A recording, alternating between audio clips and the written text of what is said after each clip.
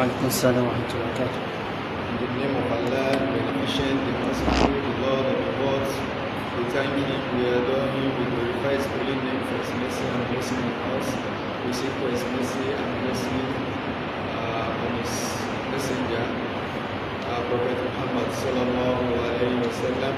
May peace and blessing continue to be upon His household, His companions, and all the Muslims to the day of Qiyamah. Inshallah, we continue our Tawhid class today, and inshallah we have come to the end of the book, and it is more than a year now we started the book, and like we introduced to us when we started the book, that the book is Kitabu Tawhid by Sheikh Fawzan. So, and we have been dealing with the book for more than a year now, a year and some months. And this page is actually the last page, and that is where the Sheikh is about to conclude. He said, "Wahitaman." Sheikh said conclusively or finally. That is at the end of the book. So we should remember that the book is divided into 4 chapters or 4 sections, because it's actually a booklet. It's not a very big book, but as small as it is actually contain valuable information and precious guidance that if somebody can actually understand, read it, so it will become a serious amana for such a person. Because this is one of the things Sheikh pointed out in the book here. He says, if you have read the book and you have understood the message, it became amana on you that you must make use of what you have learned. In other words, you don't just listen or read or get some knowledge, but you get it in order to apply, in order to use it. So here he's saying that it become a manner for you to use what you have learned. Not only that, he also said for you to also pass the information to another person. So don't assume because you have learned it and you have applied it, that should be the end. No. So you also have the responsibility of transferring what you have learned to another person. So we should understand that this is a basic responsibility. And according to him, if you have not done it, you have not fulfilled your responsibility of learning the book. So, and another responsibility is that we should pray for the author, and we should pray for even those who printed and distributed the book. Because if not for their efforts, from the first place where it started, it wouldn't have reached us, and the benefit we have derived from it would not have been ours. So they have actually done a great job for them to author the book, to distribute it, to print it, and whatever way they have contributed, and for the knowledge to reach us.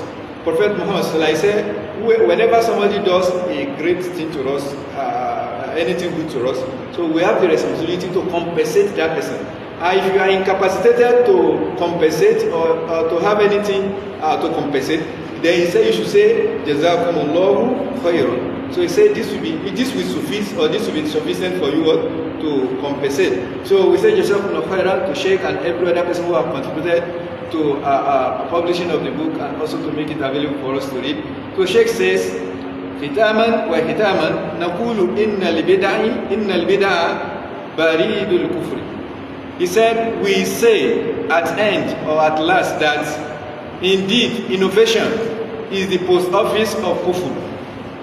In other words, when you engage in bid'ah, you are actually writing letter or a message to kufr. So what he's saying is that you are very close to kufr. So like we have said, even some scholars, they actually categorize bid'ah to different categories. There are some of them that say there are some bid'ah that can immediately you commit it, you are outside of what? Of kufr immediately. But there are some, they are actually stepping stone. They were just step to kufr. And this is very correct. In some of our explanation we have made in the past, we said when somebody is a sinner and you understand that he is committing sin, so you know by human nature we are bound to what? To commit sin. So that is why Allah is what? Ghafurur Rahim. So Allah forgives sin because we are sinners, isn't it? But when somebody is a mubtadi', in other words, if it's an innovator, you know what innovation means is that you are doing something in religion and you consider it to be part of the religion. Sometimes you even think you are even doing Allah or His Messenger a favor, or you are doing something great that you deserve to be commended for that. So because of that, somebody who is an innovator may not even see his faults, may not even see that he has done anything wrong. And the major problem here is that fundamentally we do not understand that when we talk about religion, when we talk about where to worship Allah, nobody have right to worship Allah in a way that is different from the way Allah and His Messenger has directed us. So as far as the religion of Islam is concerned, or the religion that Allah has sent to us, you have no right whatsoever to worship Allah except through the guidance of His Messenger from Allah. If that is the case, so when people attempt to worship Allah in different ways they have chosen to, what they will be doing is creating or innovating or inventing methods or ways that is not recognized by Allah. And what you are saying in essence, if you don't understand, is that you are giving Allah a equal, like Allah mentioned in Surah Al-Shura. That do they have a sharik? Do they have a shuraka? Do they have what do we call it? Associates? Do they have somebody they can associate to Allah that also legislates law for them apart from the one Allah has legislated for them? So in other words, it is only Allah that have responsibility or that have right to make law. In the first place, He created everything in existence. In the first place, He created you. In the first place, He is the one that requested us to practice the religion. Then how do we now think we have rights to practice that religion in our own way? It does not work like that. And it is actually either ignorance or hypocrisy. The reason why I call it hypocrisy is that if you are to be an author or a writer or somebody who innovates something or somebody who discovers something, you will write a copyright. In other words, you will make it a legal right that nobody have a right to change that your book. In fact, it's a very serious crime that if you author a book and somebody change it, or somebody manipulate it, or somebody adopt it, or somebody quote it without acknowledging you as the author, so you can actually charge such a person to court of law and you win. Why? Because you consider it as your own work. Nobody should tamper with it. And if you want to make any use of it, you should be what? You should be acknowledged. If you believe and you work in that way, are you the author of the religion? Are you the author of the universe itself? So you are not the author of the universe, you are not the author of the religion. Then which rights do you now have to give how to worship Allah? Or to change the one Allah has already given us? So it is very similar if you think what an author who decided to censor somebody who has stolen his work or plagiarize, whatever you call it, if you think such an author is doing something right, how do you now think Allah should be pleased with you changing His law? Like we said, a sinner is actually violating the law, but an innovator is rewriting the law. There is a difference between violation of law and reading of what? Of law. So violator, so that one is very easy for human being to do. So you cannot claim you don't violate the law of Allah in one way or the other. You are all human beings, so you are bound to have one to violate the law in one way or the other, to commit sin, isn't it? But when you innovate, you are not violating the law, you are changing the law. And when you change the law, it will make crime easy. In fact, you are actually creating more space for the what? For the sinners. Because it will make that commission of sin to be easy. Or it will make them to see their sin as if it is nothing. So the crime you are committing is very great one. So apart from the fact that you are rewriting the law, if you don't understand, one of the things is that you are taking yourself, or you have made yourself to be an associate of Allah. You are equating yourself to Allah, because Allah said He is the only one that have right to create and to make law that those creatures will follow. So here Sheikh said, he said, Baridul Kufr. He said, Bid'ah, that we said, in their different types and forms, they were stepping stone or doorway to kufr. And wallah, it is so. If Allah said this is what I legislate, and you do something different from that, and you think it is correct, what you are saying is you are challenging Allah. Allah says, Al-yawma akmaltu lakum wa atmamtu alaykum wa raditu lakum. But you think, no. And do you understand this that fast? Why, when Allah refill a fast, so it's actually passing great. So this fast is telling us that the religion has been completed. And completion of religion means how you are going to do it, or the laws that is going to be applicable to the worshippers. So if you do something different from it, you actually contravening that law, that fast. So Allah is pleased with Islam. Whenever the law of Islam has changed, there is no more Islam, then Allah will not be pleased with it. But you know what? It will no more please Allah. He said, the bid'ah we are talking about, he said, وَهِيَ زِيَادَةُ دِينٍ لَمْ يَشْرَعَهُ اللَّهُ وَلَا رَسُولُهُ. He said, bid'ah is what? Is increase in the religion. So like you have said, bid'ah can come in different ways. You can increase or you can decrease. You can interchange or you can eliminate or you can modify. So in whatever way you have introduced bid'ah to religion, it is still bid'ah. So in that way, he said, "Wal bid'atu sharru min al-ma'siyah al-kabir." He said, bid'ah we are talking about. He said it is more what? It is more severe. It is more dangerous to what? Al-ma'siyah al-kabir. It is more dangerous to even the major sin. If you see somebody committing a sin now, even if it's a major sin, we all know major sin, and they are very dangerous. Like Prophet Salam mentioned that there are some destructive sins, about 7 of them. So even with those destructive nature of the sin, bid'ah is more dangerous to what? Than those ones. And like I have said, why is it more dangerous? Somebody who commits sin is not fighting Allah, is not disputing Allah, and we can easily understand it from what happened between Shaitan and Adam. Adam committed sin. Isn't it? But Shaitan challenged Allah. That is why it was difficult for Shaitan to realize his faults and sought for forgiveness. To feel remorseful. That was what. But for Adam, it was a sin. He never have intention of what?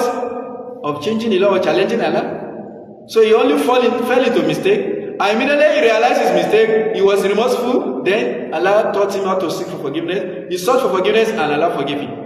But Shaitan, instead of thinking of forgiveness, he was still feeling he has the right to do that. And that is the nature of bid'ah. So you think you have right to do whatever you like. And when you do it, nobody should challenge you. Whereas in the first place, it is different from what? From the law of Allah. And like we have said, we may not understand it that way. The meaning of that is that you have changed the religion of Allah. You have violated the what? Kalimatu Tawhid.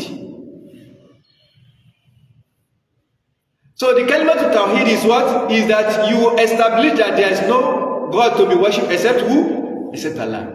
And you should also what? You should negate every other thing that is being worshipped. And negating every other thing that is being worshipped does not necessarily mean you bow down to that person. It may mean the manner and the way in which you think or you believe in that. If you believe somebody can make a law and you follow it, and the law is different from Allah, you have taken that person is a Tawhid, or the system that introduced is called Tawhid in the Islamic terminology. And that alone can even negate your belief in La ilaha illallah in the first place. So La ilaha illallah, it has 2 parts. One part can never be accepted except with what? With the other part. If you believe in Allah and you disbelieve, you fail to disbelieve in Tawhid, then your believing in Allah will be useless. In other words, it has to be simultaneously done. In other words, you have to believe in Allah and you have to disbelieve in what? In Tawhid. And one of the ways somebody can actually fall into believing in Tawhid or failure to disbelieve in Tawhid is by committing bid'ah. And like I have said, you may think you are doing something right. That your assumption that you are doing something wrong itself is one of the greatest sins. And that is why it will be difficult for you to even seek for forgiveness from it in the first place. So he continued and he said, وَالشَّيْطَانُ يَفْرَوْ بِهَا أَكْثَرُ مَا يَفْرَوْ بِالْعَاسِ الْكَبِيرَ. He said, Shaitan is more pleased with bid'ah than the way he gets pleased with what? With sin and sinners. When somebody commits sin, Shaitan feel happy. We gave us some example in the past. But when somebody commits bid'ah, Shaitan will be more happy. He'll be happier than when somebody commits what? Because he understands that this sinner, in one way or the other, at some other time, he may seek for forgiveness and Allah will forgive him.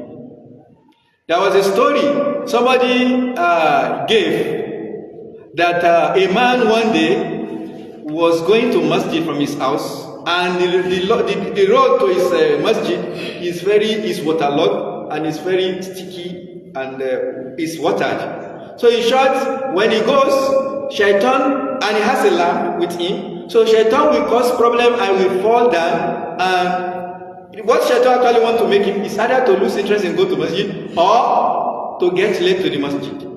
So Shaitan did the first one. This man stood up and he get himself prepared again and go to the masjid. This was done 3 times. Then Allah made it to know to Shaitan that Allah has forgiven this man for his determination to make it to the masjid despite the hindrances and obstacles on his road. Allah has forgiven him. And not only him, Allah has forgiven everybody that is related to him just because of this his single action. So when Shaitan learned about this, Shaitan make everything easy for him to get to masjid. So the feeling of Shaitan was that if I continue like this, Allah may forgive everybody in this city because of this man. So now he has been forgiven, and everybody that's related to him has also been what? If I continue, everybody in this city may be forgiven because of that. And you know that is very possible for Allah. So Allah may forgive you because you are related to what? To someone. Like on the day of Qiyamah, Allah is going to raise the rank of the children because of their father. So if your father is in Jannah and you are a mu'min, you are also a member of Jannah, but you are in a lower rank, so Allah will, because of you, of your father, raise your what? Your rank, even in this world. When Shaitan noticed this, it just changes, it just even make it easy for the man to go to masjid. Because he understands that this man seek for forgiveness and he made this. But if it is a bid'ah in the first place, what you will assume or what you think is that you are doing Allah and His Messenger what? Favor. Or you are doing the Muslim what? Favor. In other words, you assume you are doing good thing or something that is right. And what you are saying is that what you are saying has many meaning. One of it is that you also have rights to make law, to legislate. Another thing you are saying is that you can actually say something different from what Allah said. Another thing you are saying is that you are faulting what Allah has already legislated. You are finding fault in what Allah has done. You may not have that intention, but your action is saying that because it means you did not even understand in the first place that Allah has absolute rights to do whatever He likes, and when He does it, nobody should challenge or question it, and nobody should attempt to change it. So he said the greatest form of sin, or the major sin, they are less, their danger is lesser when compared to even the smallest bid'ah. He said somebody who commits bid'ah in his intention, he will assume what he is doing this in order to get close to Allah.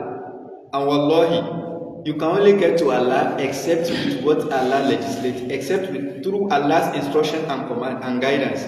You can never get close to Allah except through His what? His path.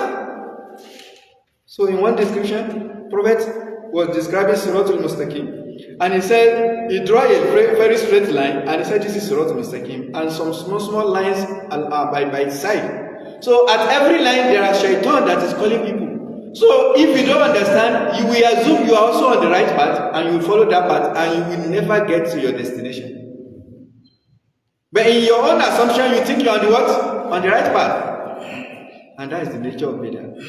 And for us to get out of this problem and mess, it means we actually have to understand the religion itself. That's the first line of action. You need religion of deen. A good Muslim is not somebody who is careless or who is carefree, who doesn't feel concerned about the religion. We are all here for a purpose. Some of us come here to study, and we come some of us come from a very long distance. We cover some will call it hundreds of kilometers. Maybe there are even some that cover 1,000 kilometers, I don't know. But whatever the case, we cover very long distance, isn't it? And the reason why we are here is to attain or to achieve certain things. Sometimes some people just because of the certificate, not even for the knowledge sake. So now, look at the efforts you have made in order to achieve that. Look at the danger that you pass through and you don't care. And look at the resources you have put into this. You spend money. You pass through many risks, isn't it? But when it comes to religious knowledge, that is the purpose for which you are created. Most of us, we have lackadaisical attitude to it. We develop cold feet. We think it's not compulsory. We think it is not compulsory for everybody to have the religion. Everybody doesn't need to be a scholar. But what you are doing, or what you have come here to do, or whatever you are doing in the world, allow you to do it in order for you to make use of it in His worship. Whatever you are doing is secondary. It's not the primary. It's just like we have just given an example now. Let us say somebody has come to this place to learn, or to study, or to bag a certificate, and that is what? That is his primary aims and objectives, isn't it? Now, such a person now creates more time for extracurricular activities, or is engaging more in extracurricular, or sometimes he disregards the very aim, the very reason why he's here in the first place. Do you consider such a person as sensible? Is he behaving logical? Is he making any sense? So that is the same thing when we are in this world. So we should understand our primary aim of creation. So yesterday, Imam was describing the Sahaba and their actions, and how when they were doing Hijrah, when they moved from Mecca to Medina. You can imagine their understanding of religion, that because of Allah and His Messenger, they have to leave everything they have in this world, and they are very sure that they don't have any other thing, and they have to go with Allah and His Messenger in Hijrah. And they did not leave anything here, but they have their trust in Allah. And look at the way Allah praised them. And look at the way Allah makes their name to be remembered from now, and it will be like that till they have the day of Qiyamah. If they have not done what they have done, if they have not done it, they decided not to do it, they will die the way they died. And their history will be forgotten, and nobody even. But they did it, and it was that simpler action that made them to be remembered, and they make Allah to raise their rank. So it is actually very important for us, if we actually want to avoid bid'ah innovation, if you want to shun bid'ah, the very line of action, the very first thing is to learn about religion.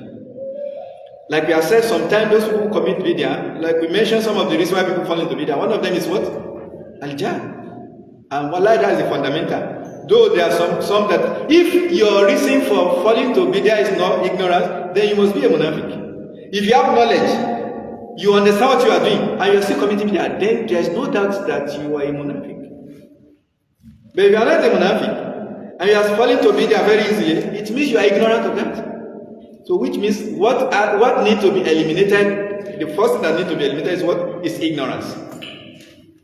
And we have actually talked about the importance and how Allah and His Messenger praise knowledge and the people of knowledge. Like one of these prophets said, the whole of this world is caused by Allah, and if not for scholars, those who seek for knowledge, and those who seek for knowledge, Allah would not have had anything to do with this world.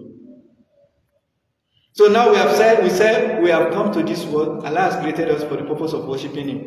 One of the greatest ways you can worship Allah, one of the things that is considered ibadah, is for you to be seeking knowledge. So when Allah revealed Quran, the first line of verses that was revealed to Prophet was actually about knowledge. Prophet Adam, Allah made the angel to prostrate to him, not when he was created, not at the point of his creation, not even immediately after Allah breathed His ruh into him. It was after Allah taught him knowledge. So after Allah taught him knowledge, then he deserved that right to be respected by who? By angels. So like you have said, if you want to avoid failure, the first thing you have to do is to what? Is to seek for knowledge. And you should take it very seriously. And this is the right time for us to do that. Especially in this society that we have many confusions. We have many problems in the society. If you are not knowledgeable, if you don't do the right thing, there are many things that can easily confuse you. So you have many scholars, first scholars, we have many callers into the wrong path. So you can easily be misled because you don't even understand it in the first place. Wallahi, you have to seek for knowledge. For bid'ah to be avoided and to be removed, to be eliminated from Islam. Wallahi, we need it. And wallahi is a great form of ibadah, like I said. And another important thing is that our function in the society, like Sheikh also mentioned it here, that especially at the end of this book, that if you have learned the book, you have read it, or you have listened to it, you have the responsibility of applying it to your life. It's a responsibility. It's something that Allah will ask you. You see, when you know something and you don't apply it, it will be a serious hujjah against you on the day of Qiyamah. Now you have learned it, you have the responsibility to what? To apply it. But the responsibility is not limited to that. Another responsibility is to teach another person. It's not everybody that have this opportunity you have. So you have the responsibility to also teach another. So even with the limited knowledge you have, the only thing that you don't go beyond your limits. So you have that responsibility to teach it. And until and unless you do that, you will not have fulfilled the what? The right of the Sheikh that wrote the book. Because like he mentioned that it's your responsibility after you have listened to it to apply and to transfer. So another important thing is that our interaction and relationship with the innovators. We have mentioned those in the past, and we actually classify them into about 5 major categories. Like there are some students of knowledge who are sincere and they innocently fall into error. So those ones, what we need is to actually what? To give them superior evidence and to correct them in the most gentle manner. This is a student of knowledge. He's on the right path. He's seeking for knowledge, and he commits bid'ah mistakenly. You don't fight him. You correct him. You tell him the right thing. But if you don't know in the first place, how will you know he has fallen to bid'ah? Or if you know, how will you correct him? Because if you want to correct somebody, the easiest way to correct somebody is to give him evidence. How will you tell somebody that Allah said, Prophet said, and the person will reject it? Can that still be a Muslim? If I tell you Allah said this and you reject it, and you are not, you are sensible, you understand what I'm saying, and you don't have something better than that, then your being a Muslim is questionable. Or you are told that Prophet said, and you say, no, I reject it. Can you still be a Muslim in that sense? So in other words, the best way to actually correct such people that are students of knowledge to what? Is to give them evidence that what they have done is wrong, and this is the reason why it is wrong. And when it is, there are also scholars that also sincerely fall into error. In other words, they fall into bid'ah, but we cannot refer to them as what? As innovators. Even those ones, what they need is what? Is correction. But for those who are deliberate innovators, who are conscious of their action, so our own responsibility is to what? Is to Is to counter whatever they say. In other words, to refute whatever bid'ah or innovation they have spread. So you have to refute it with knowledge. If they are the public ones, you have to do so publicly. And if it's somebody who is recalcitrant, who is stubborn, who does not want to change, you have to warn people against him, so that people will be warned, people will be careful, they will not fall into what? It is trap. And such people, as a Muslim, you are not expected to be sitting in his company, or you are not expected to be keeping his company. Somebody who is committing error, who is violating the law of Allah, who is creating another fashion of Islam, and he has been warned, he has been told that what he's doing, and he's insisting. Are you happy with what he's saying? What he's doing? Are you pleased with what he's doing? So how will you feel comfortable associating with such a person? Will you be comfortable? No, you can never. If you are comfortable, it's means there's nifaq in your heart. Somebody is insulting your father. Somebody is condemning your father, and you are the real son of your father, and you still think there's no problem, and you romance that person. Okay, we are all together, we are brothers, we are friends. I don't have problem with you, and the person has problem with your father. Can that make any sense? Of course, no.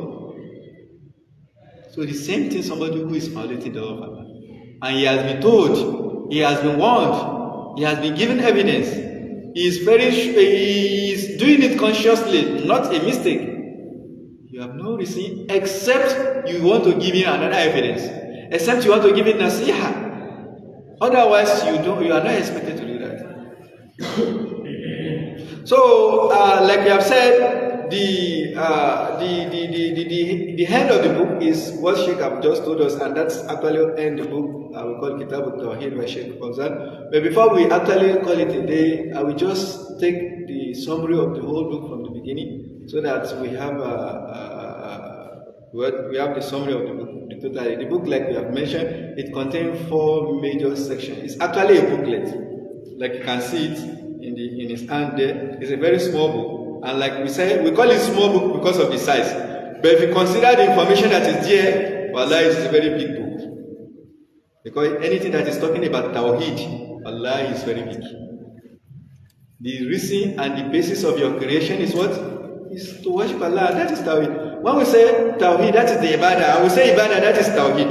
If somebody claims to be worshipping Allah and does not even have Tawheed, that his worship is a waste in the first place. It's not recognized by Allah. Allah warned Prophet Muhammad himself that if he is to associate anything with Allah, that is Prophet Allah is warning. So if Allah is warning Prophet in that way, what about you and I? So what we are saying in essence is that the book is actually small in size, but mighty in content and in message that it has passed. So the first section, that's why we call it section, not actually chapter, because it's a booklet. So the first section is actually talking about the history of deviation of humanity from the right path. How the people started to deviate from the right path. Like we said, the first human being, our father, is Adam, and his wife. They were created, though one is created from the other, like I mentioned at the beginning of Surah An-Nisa. And then, even though Allah intended to place them here, Allah created them in Jannah. That was the first place they were. And that is why, when we remember the incidents that happened to Adam, we should just learn that Allah actually want to teach Adam, and also for us to learn lesson. Imagine if what happened to Adam has not happened, and we don't have that message, we would not have learned any lesson, and we can easily be falling into error without being cautioned. So Allah allowed it to happen, because in the first place Allah said in the Jannah fil what? He did not say fil Jannah, he said fil what? Fil ardi. So when he said fil ardi, where did he create him? Where did he create him? Even Prophet Muhammad sallallahu. It is written in the book of the Nasara and the Yahud. I mean Nasara and Yahud. The Kalamish and Surah Al-Arab. الذين يتبعون الرسول الأمي النبي الرسول الأمي الذي يجدونه مكتوبا عندهم في التوراة والوات. So it is written that a messenger is going to be raised in Yathrib, and Yathrib is known today as what? But when Allah raised Prophet Muhammad, where did he raise him? In Mecca. He spent 13 years in Mecca before he did Hijrah. So you'll be wondering why did he have, even in the first place Allah intended to establish him in Medina, but he has to start from where? For some reason, just like the case of Adam, and that is the case of many other prophets. And even you sometimes you may not know that in your life. Allah intends to place you somewhere, but Allah will create you somewhere for some lesson for you to be learned before Allah establishes you where He intends for you. And that is why you should always leave everything about your life to Allah. You try, you make effort, but don't actually struggle your life with Allah. Allah intend to place you somewhere. The whole of the heart service belongs to Allah. It does not belong to everybody. And your differences in your color, your background, your religion, whatever you have come from, that is also plan of Allah, like Allah mentioned in Surah Al-Fawzan. So where we have gone is that the book actually started by talking about how the human being started to deviate. Was deviation at the beginning? Was it part of the system? No, it wasn't. There was no deviation. So when Allah created them, then when they did what they did, Allah asked them to come down to the hard surface. They were here, and for 10 good century, nobody violated Tawhid.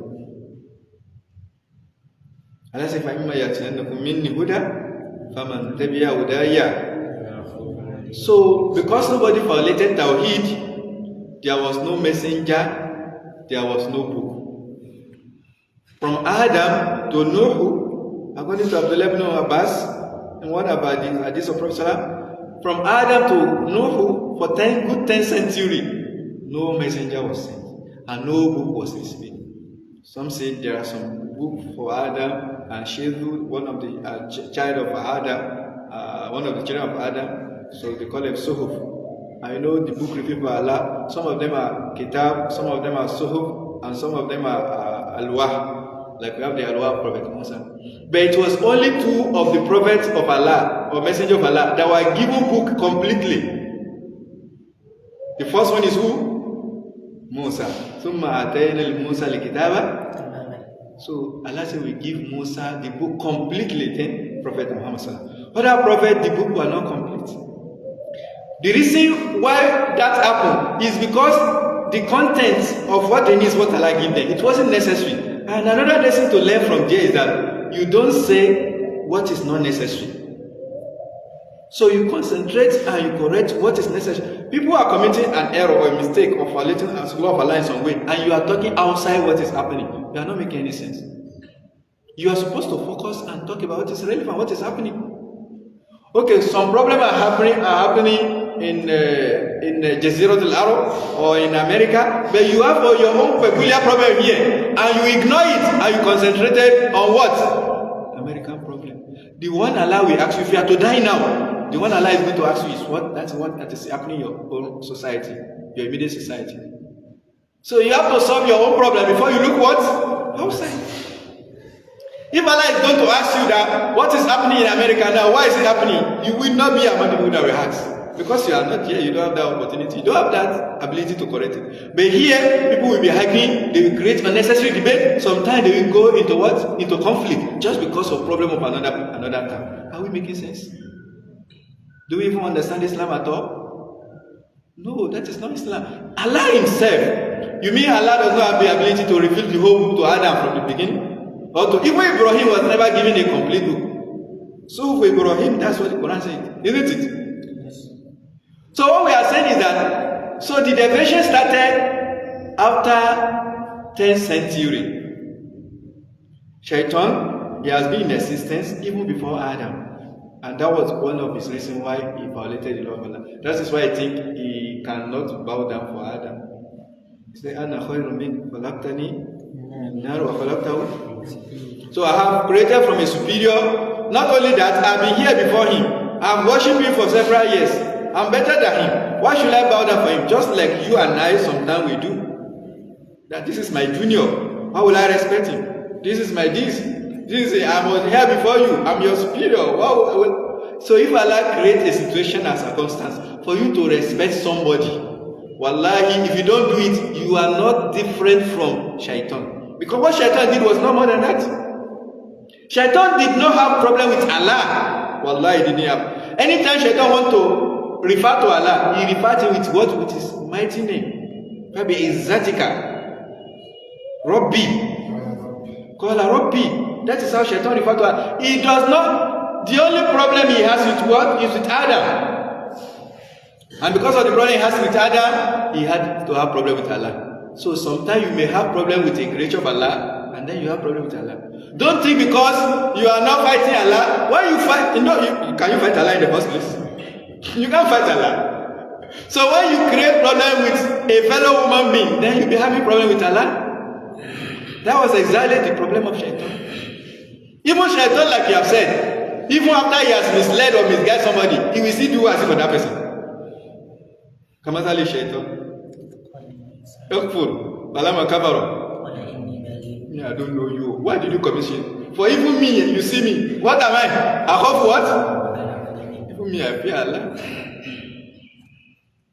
So which means he recognized Allah. He said, I fear Allah, which means Allah deserves to be feared. He only had problem with who? Adam. So what we are saying is that Allah may create a situation, circumstance for you that this person, you have to respect me.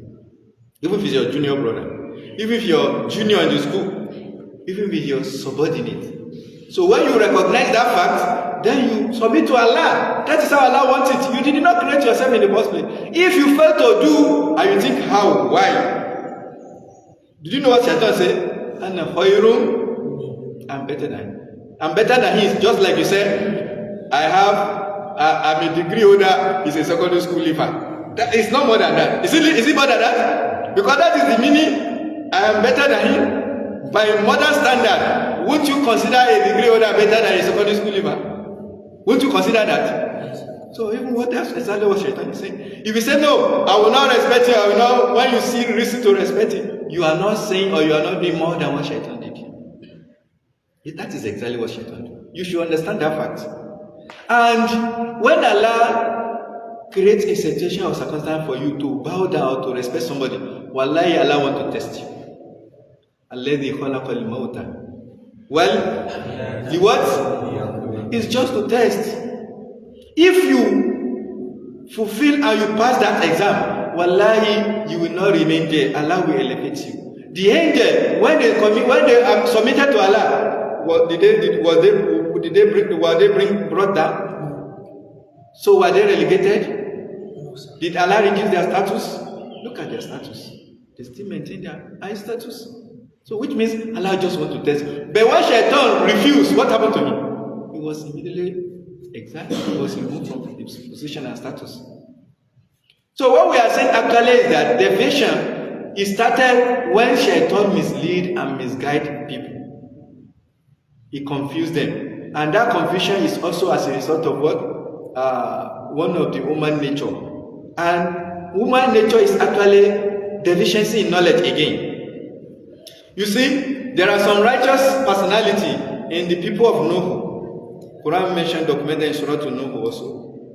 وَلَا تَذَرُونَ آلِهَتَكُمْ وَلَا تَذَرُونَ وَدًّا وَلَا شُوَهًا وَلَا يَغُوثَ وَيَعُوقَ. So these people, they are human beings. So they were righteous person, knowledgeable person who love Allah, who fear Allah, who did good, and people love them. Another lesson there is that if you are a righteous person and you do good things, good people will love you. Evil people may not love you. They may hate you because in the first place they don't like it. But the good people, the righteous people, they will love you. It's natural for you to love somebody who Allah loves.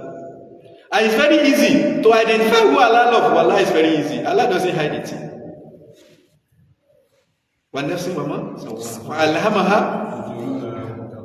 So in short, when they died, because of the love people have for them, they could not control their emotion when they lost these people. They could not control what? Because of their loss. It can happen to you. Maybe you love your father, you love your mother, you love your child, you love your wife, you love your husband. If you mistakenly lose them, may Allah protect all of us. You may say, or you may assume, or you may believe, or you may act in a way that violates the love of Allah. My breadwinner. My this. Where will I start again? Where did you start in the first place? Didn't Allah say, well, what? It's the beginning. The mother is not the beginning. Allah is still the end. Your mother is not the end. So you can only lose beginning and end when you lose Allah.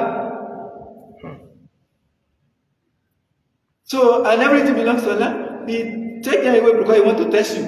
So now, if you love them to that extent and you don't have knowledge, you may also fall into the same mistake these people fall into. So when Shaitan observed, you see Shaitan, even our brother Adam, that was the same method he used to mislead him. He gave him a sugar-coated mouth. He said, this tree Allah said you should not touch. He didn't mention this tree Allah said you should not touch. He only said this tree. He said, it's the tree of life. When you eat it, you will not die again for life. Shajaratul what? So you will be living. And it's very good tree. So when Shaitan wants to do that, he did not do it once. He did not do it at one time. He has been trying for several times. That is why Allah said, he was doing it gradually until he achieved his aim and objective.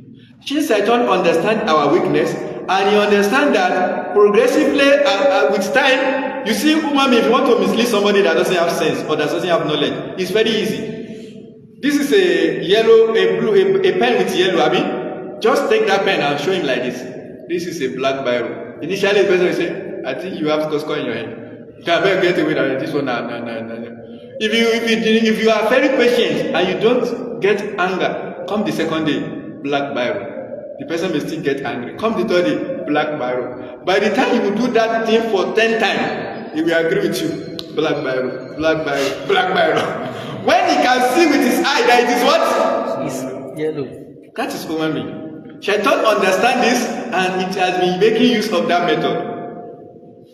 So that was the first thing he did. Then for these people, he came to them. He said, oh, sorry for your loss. I'm very sad about what happened to you. Oh, may Allah replace your loss. I can see your sadness. But don't you think, since you love these people and you don't want to lose them, you always want to have them around you, don't you think if you have an image that look like them, when you see that image, you still have their memory, you will not lose them forever? You say, wow, what a beautiful idea. You say, wow, what an interesting idea. Doesn't it look interesting? They accepted. Shaitan never told them to worship him. He never told them to bow down. See where he started and see where he was going. This generation of people, he allowed all of them to go. The new generation that came, and their father never told them that these are the. So, which means all people who are there, they even forgot that what is the reason and why. And that is another lesson to learn here, is that it is very important to learn about history. Yes, it's very important. Because if you don't learn about your history or your beginning or whatever, so somebody will come and tell you that is exactly what the powers of the world are doing today. Do you know many things we are taught in some of our schools or books? They are not the reality. Do you know that? There is something they call description of history. They have described the history. They have rewritten the history. The history, most of the history we are given is not exactly what happened. They have changed many boundaries. They have created many problems. They give up. By the way, you are told you know your history, you know this is this, this is this. It will be very difficult for somebody to mislead you or to cause confusion for you. So now, when Shaitan, when he did this, so he allowed this generation of people to go after a very long period of time that everybody has forgotten, and the images are still there. He observed that nobody is alive among them again. See Shaitan, see how patient he is. He did not care about those people. So he used those people as foundation. Then he came after them. He said, you want to forget the legacy of your forefather? Are you good children? You want to abandon? You want to ignore what your forefather started? They said, what is that? Your forefather used to respect his idols. They used to bow down. They said, we don't know. Yes, me, I know. And they complied. And they started to bow down. And then when they started to bow down, they did not have intention of what? Of worshipping. Jesus said, we follow our father. Before you know it, after some generation, they have taken them as God and they have forgotten Allah. They have taken them into what? Into gods. And that is how the deviation from the what? From the right path started in the history of humanity. This continued for some time, and Allah sent a messenger to them to correct them. And that was a very patient prophet. And that's a prophet who? Prophet Noah. Allah sent him to them. He was in them and he preached to them for 950 years. And only few of them, number you can count. And even with that 950 years, Prophet Noah was still hopeful that they will what? They will accept one day. Until when Allah said, nobody will believe again. Even if you start from today to the end of time, nobody among your people will still believe again. Only those who have believed, they are the one. Among these people, nobody is going to believe again. That is when he caused them. When he caused them, then Allah made them to be destroyed. Then they were all removed from the surface of the earth. Then Allah cleansed the heart. That is why Allah said, وَلَا تُفْسِدُوا فِي الْأَرْضِ بَعْدَ what? But it was just for a very short period of time people started to introduce shirk and kufr again. People started it again in those areas. So after Allah removed them, the life started anew, afresh. After some time people started. Then Allah sent Prophet Ibrahim again to come and correct those things. And he did. So in short, deviation started in this way, and it crept into many generations. Like that is how it started with innocent mind and innocent action. But later it turned to criminal actions and behaviors that violate the law of Allah from very standard foundation. And this is exactly, and that is why, like you have said now, look at the way it started. This, what happened to them can happen to us also. The only way such thing cannot happen to us is for us to understand and for us to be determined. Understanding, knowledge and understanding is important, but determination also important. Somebody may have knowledge, but if the person can compromise at any time, like maybe for a reason, maybe for you think you have to respect this person and you want to respect his opinion, then you have to violate the law of your Lord. You know, the Mushrikun of Makkah, they wanted to do that to Prophet Muhammad. When they tried everything to mislead him, to get him, he said no. They brought up a proposal. They said, what Allah said, what do Lao to the They said, let's compromise more now. You do small for Muhammad, we do small. Let's be compromised. There are some people who can do that. When it comes to the law of Allah, you don't compromise. When it comes to the Sunnah of Prophet Sallallahu, you don't compromise. That is your reason of being created. You have no any other reason. It's just like somebody who has come to study here and a course and is studying it, but somebody said, just leave a course, don't write its exam, don't worry. And you agree. Will you ever go home with certificate? You will carry that course for you. So that's the same thing, the law of Allah. If you agree, if you die, there will be serious problem. So you just have to maintain your stance, and you have to understand. So apart from like we said, just a summary of the book. Like the first one is talking about the genesis and the origin of the deviation of mankind from the right path. This is how it started, and this is how it continued. And from that time up to today, it has always been like that. People have been deviating, people have been committing error, corrupting the land after Allah. So even in Makkah then, you see, the land of Makkah, the land of Hijaz you see today. Initially, there was nobody living there. There was nobody. It was Prophet Ibrahim Allah used to populate that place through some other tribes. Sheikh also mentioned it in this book. That was the story of Jurhum and the tribe of Qasa'a and out Quraysh. Quraysh, they also come through that line, that is the land of Ismail, up to the word Prophet Muhammad. And at each line or at each point, they have been committing what crime, they have been violating the law of Allah. So until when it reached the peak, then Allah sent Prophet Muhammad again to also correct those errors. And he did, and Allah assisted him. But after Prophet have died, right from then, corruption of the word of the law of Allah started to creep into religion up to today. And Allah said He's not going to send another message again. But Allah has protected the book with which He sent them. Prophet was there in order to teach us the what?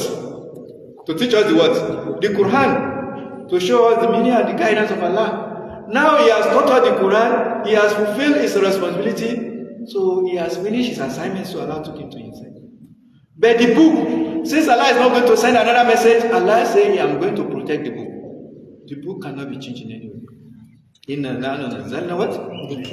Allah said, we revealed it with the same. Nothing will happen to it. We are going to protect it. So no corruption will creep into the Quran. And wallahi, if not because of that promise and that protection from Allah, you know, efforts. And that is to tell you the greatness of Allah. Wallahi, Allah is great. You can imagine the power. And look at what Allah said in Surah Al-Isra. Allah said, لَإِنْ تَمَهَاتِ الْوَاتِ جِنُّ وَالْإِنسُ وَلَا يَأْتُوا بِمِثْلِ هَذَا الْقُرْآنِ لَا يَأْتُونَ بِمِثْلِ وَلَوْ كَانَ بَعْضُهُمْ لِبَعْضٍ. Even they combine their efforts, they combine their energy, they combine their technology.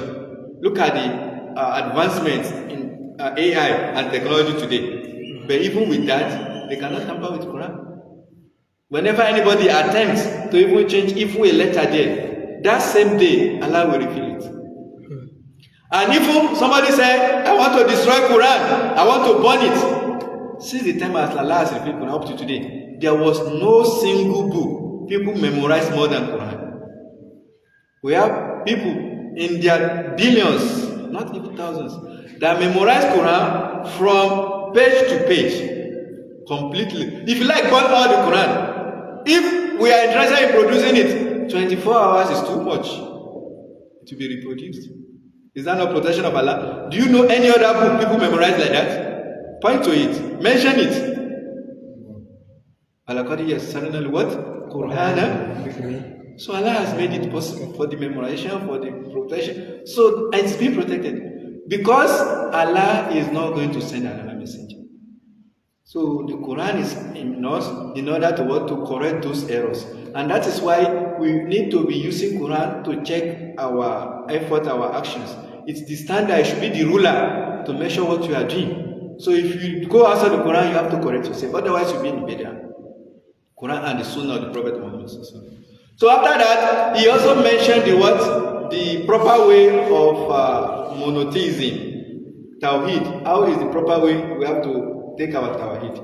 So, you know, when you talk about Tawhid is basically talking about Allah, His actions, His attributes, and many other things that has to do with Allah. So that is specifically. So how are we supposed to have that belief? Because this is another important way the enemies of Allah and the religion, they have misled and misguided people. So because that area is also very delicate and dangerous. So you see, when you want to believe with Allah or believe in Allah, you have to limit yourself to what you see to understand the greatness and the mightiness of Allah. If you want to use logic to understand Allah, you can never get to anywhere. You get lost. So those want to mislead us. They actually want us to use our sense to understand Allah, but you cannot do that. Allah says, "Wallazi anzala alayka al-kitaba minhu wa ukhra." So there are some of them that you cannot just understand it, and that is especially something that has to do with Allah and some of the creation in the heaven. So if you want to give human attributes or human characteristics to Allah, you will be misguided. Allah is not similar to His creature. I can never be similar. So in that sense, you cannot give Allah quality of human being, and you cannot give Allah the name of human being, or you cannot give Allah a name from yourself. You are limited in everything, in many things, isn't it? But Allah is unlimited. When we say unlimited in the absolute sense of it. Now, if you give Allah a name from you, how will your brain that is limited give Allah that will be comprehensive enough to capture everything about Allah? Some people say, can't we call Allah in our own mother tongue? So Allah says the word that gives us our language so that we can speak in a different language. Can't we call Allah? The question is, when you are born, who gave you your name? Not your parents. Yes. Now you travel to another town where nobody knows you, another people's land. You get there. Did they now say, we have seen a stranger, a visitor, let's give him a name from ourselves? Have they ever attempted that? No. Oh, your name is Yoruba language or is Hausa language. So we cannot speak that language. But your own language, we have a way of giving you that name. Let's give you that name. Have they attempted that? Even if they will mispronounce your name, they will still call you your name. Isn't it? Then how do you see, sometimes we don't take our time to think. That's our problem. Something you will not take as a creature of Allah, you want to give it to Allah. Just like Allah described the harem of that time. If they attribute a female child, Allah says, where is the bushra adum bilhuza muswadda wa huwa. So but they will be saying the angels are daughters of Allah. Allah says something you yourself you don't like, you are attributing to Allah. Is that not senselessness?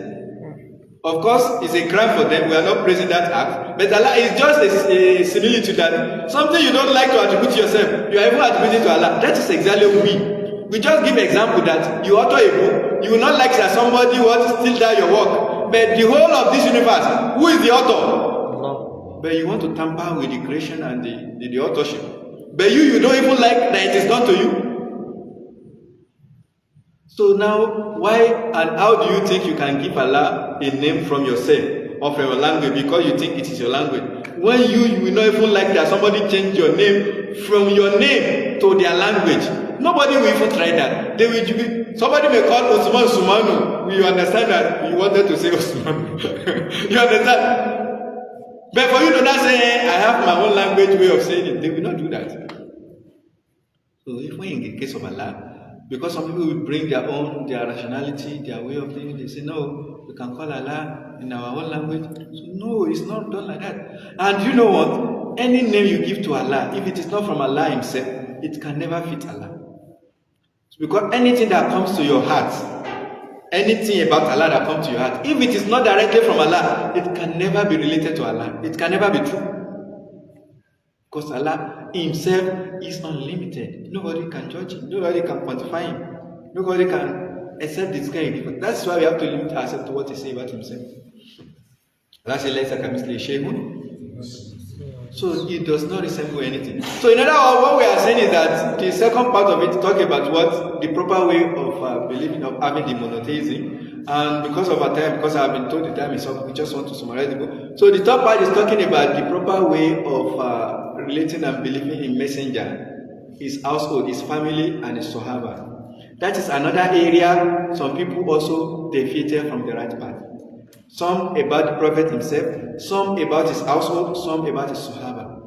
We have some people that insult the Sahaba. We have some people that give Sahaba names. Some people, they say Abu Hurairah is a liar. And if they are successful in that if they are successful in their attempts, they have destroyed more than 1/3 of the whole hadith. Because the greatest and the highest collector of hadith is who? It's Abu Hurairah. And they give many evidence that somebody may think of it. They say Abu Hurairah spent just 3 years with Prophet. Prophet, when he get to Medina, it was at his 7th year of Hijrah that Abu Hurairah accepted Islam, and he stayed with him. How can Abu Hurairah spend that one, collected the most hadith, and even Abu Bakr that has been with Prophet even before Prophet has less than 100, less than, it's not even up to 500, I think 100 and something like this. And if we want to use your brain to judge it, we may want to believe it.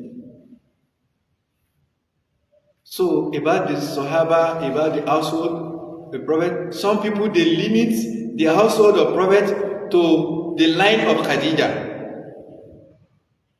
They limit the household. So in other words, Aisha, Hafsa, as the rest of the wife of Prophet, they are not to them. This is another area some people also deviated. So because I've been told, so we'll not go into detail of this. Then the last part is what we have just concluded today, and then the one that is talking about what? About Bid'ah, that is innovation in religion. So may Allah give us better understanding of His speech, and may Allah reward the Sheikh abundantly and all of us, and may Allah give us the ability to apply it in our life and to make the best use of it, and may Allah count it among our good deeds on the day of Qiyamah. May Allah forgive us wherever we have made mistake. Subhanakallahumma bihamdik, ashhadu an la ilaha illa anta astaghfiruka wa atubu ilayk. Assalamu alaikum wa rahmatullahi wa barakatuh. جزاكم الله خير. الحمد لله والصلاة والسلام على رسول الله وعلى آله وصحبه أجمعين. We ask Almighty Allah to reward our Ustadh abundantly and preserve him from goodness. And we ask Almighty Allah to grant everyone of us better understanding and give us the ability to utilize the knowledge we gain today in our daily actions. If there's any question from the brothers.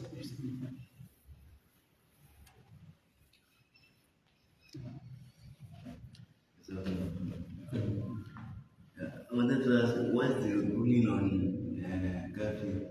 Kafir. Yeah, within an occasion or being the leader of community. What do you mean by ruling? I don't understand. Being a leader. There should be a leader or not? Or there's a Muslim, and there's a kafir, and they were asked to choose a leader. So someone goes for kafir and someone goes for Muslim. Okay, voting. What are the criteria that to take the leadership? Well, if you are talking about selection of leader in Islam has a very direct and a clear procedure for selection of leader, like it is mentioned in Surah Al-Baqarah, about the Banu Israel. And the two major criteria is knowledge and physical fitness. So they say, "Anna yakunu lahu al-mulka alayna wa nahnu ahaqqu bil mulki minhu qala inna Allah." Allah has chosen him because of these properties that Allah has given him. You understand? And like it is also mentioned in some other places. So in other words, what they are saying, what the Banu Israel are saying here, they say, "Wananu ahaqu bil what? What they are saying is that Talut, that was made the king, is not from the lineage of the king, those that used to be the king. You know, the Banu Israel, so they were separated, they were divided into 12 children, 12 tribes. So from these 12 tribes, there's a tribe after Prophet Yusuf. The prophethood does not come from Prophet Yusuf again. It comes from another lineage. What's the name? So it comes from another lineage. And the kingship comes from another lineage. And it continues from there up to that time. And they believe the next king should also be from where? From the lineage. But now Allah changed it. They now say, we have been the one now, why will you change it? But Allah said no. So, you see, when you choose it by yourself, you may not consider that criteria. If Allah is going to choose it for you, that is, Allah is going to send the messenger, or Allah is going to make a way for you to choose it. This is the criteria Allah used to choose. So it is not, I come from up, or I come from down, or I come from right, or I come from left. No. Who deserve is who Allah gives. Prophet Muhammad himself, he came from Mecca. But now his leadership was in Medina. There was a very large distance between them. Medina is not that close to Mecca. It's not that they are very close, of course. They are very. So even when they reached Medina, they were about to crown Abdullah ibn Ubay as the king of Medina. That was one of the reasons why he had a serious problem from Prophet. But Allah said, no, this is my leader, this is my prophet. So we just have to agree and follow whatever Allah. So now, if people choose whoever they want to choose, and the person is now a leader, and we have no power to make change, then if he does not commit us to follow the law of Allah, so we just have to follow. You have to do whatever. But whenever he says we should do what violates the law of Allah, then we don't have to follow. You cannot follow human being. So Allah said do this, but he said you should not do this. Or Allah said don't do it, he said you should do it. No, you don't have to do it. But that does not mean you have to fight. But whenever you are given a leader, you have to obey. There must be someone who are what? For that leader. Even if somebody you dislike, even if it's a slave, if somebody you think should not be there. So one of the arrangement organization of Islam is that because when you don't follow the leader, there will be fought or there will be disorder. There will be disorder anytime. And that disorder, you don't know. You know when problem starts, you can only see the beginning of that problem. Even that your religion you are practicing, you may not be able to practice it correctly. So when there's a problem, where there's a insecurity, where there's a problem, even the religion, you may not be stable, there will be instability. So it's better to follow and do the right thing, except you are commanded to do wrong thing. Then another way you don't have to follow. But if you have to choose, you have to consider what Allah considers to choose. Not what the society considers. Now, I don't know whether that's your question. No. In addition, sir, what is Islamic perspective for someone who is fighting for power? Want to be president? Well, if you know what is in a position of leadership, you will not fight for it. If you know what it entails, you don't fight for it, and you don't even seek for it. You see, fighting for it is even a greater crime. Even seeking for it, come and vote for me, come and choose me as your leader, you don't seek for it if you know what it entails. But if without seeking for it, you are choosing, then you pray for Allah's guide and help to assist you in your what? In discharging your responsibility. Because according to the hadith, anybody that seeks for it, Allah will leave him, Allah will entrust it to him. And whenever Allah leaves you with yourself, there are going to be problems. And like we said, it's a very great responsibility that you have to answer everything on the day of Qiyamah. And that was the understanding of the Khalifa of Prophet Sallallahu. Like example of Umar. What they understand is different. You know, for us, we think we have to be there in order to make name, to impress, to oppress, to show off, to show we are the one, we have. That is what we understand about leadership. But that was not the understanding of the Muslim scholars, Khulafa of that time. Umar, he understands that he is not going to hit if there's anybody who is hungry in the city. He shouldn't hit except everybody is fed. He understands that if there is a bad road and that road leads to accident and somebody died there, I will be accountable for that death. He understands that. Is that the same understanding of your leader? He understands that if people commit crime somewhere and it's because of the society that made them to commit, I will be responsible for that crime. Not that the person will be responsible, but I will be the first to be responsible because you created the situation that made them to commit that crime in the first place. You understand that? Is that the same understanding we have today? So this is not. So if somebody is have iman and he has this quality and is made a leader and you want to use the example of the governance of Umar, the society will become a perfect place. So they only see themselves as somebody who discharge the law of Allah, not as somebody who's control. When Umar was going to Palestine, when they did the Fatih of Palestine, when Umar was going with one of his slave. So they have to mount the ride alternately. Sometimes Umar will be the one on there, sometimes the boy will be the one on there. Umar will be, because that is his own understanding of justice. So this is how they understand. Sometimes Umar will be going around, he'll be patrolling the water just to see who have a problem or who is committing crime. So one day he had somebody crying that he has hunger or is not being fed, and Umar is there. Umar has to go home by himself and carry the food by himself. He did not ask anybody to carry. Who among your leaders can carry? Who even have your time? So may Allah guide us. Now, Amen. Yes, like this generation that we are in and the situation of contesting of position now.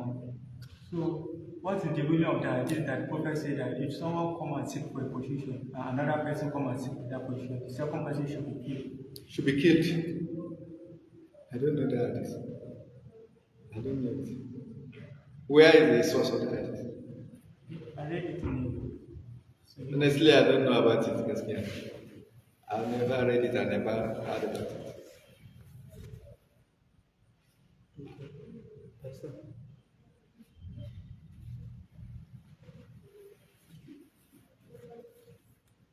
Inshallah, I stop it for today and continue tomorrow.